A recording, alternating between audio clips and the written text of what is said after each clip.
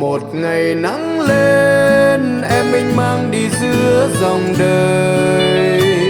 rừng cà phê xanh đưa ta đi về phía mặt trời,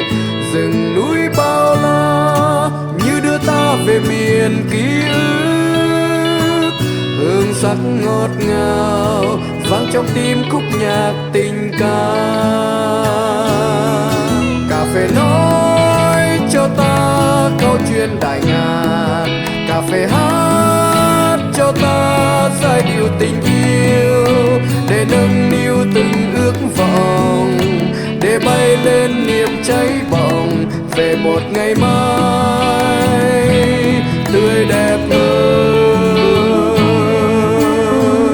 Một ngày nắng lên em mênh mang đi giữa dòng đời, rừng cà phê xanh đưa ta đi về phía mặt trời, rừng núi bao la như đưa ta về miền ký ức, hương sắc ngọt ngào vang trong tim khúc nhạc tình ca.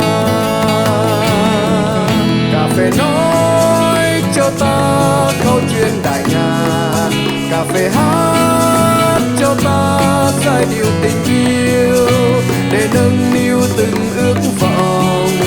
để bay lên niềm cháy bỏng về một ngày mai tươi đẹp hơn.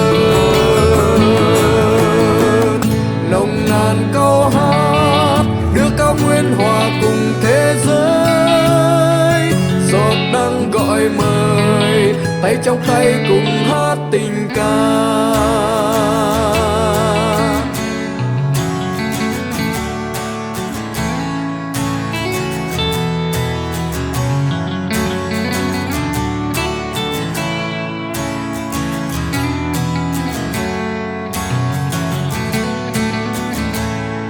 Một ngày nắng lên em mênh mang đi giữa dòng đời,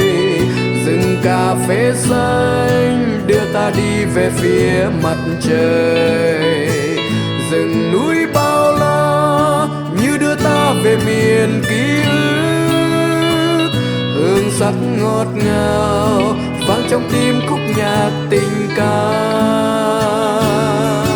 Cà phê nói cho ta câu chuyện đại ngàn, cà phê hát cho ta giai điệu tình yêu, để nâng niu từng ước vọng,